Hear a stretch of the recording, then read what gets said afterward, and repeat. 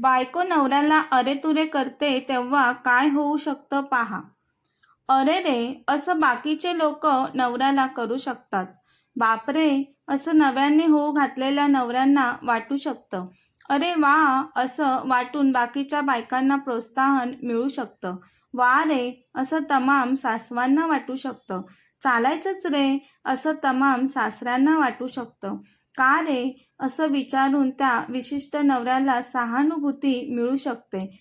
आज अरे तुरे उद्या बायको मारे अशी भाकीत दर्शवली जाऊ शकतात.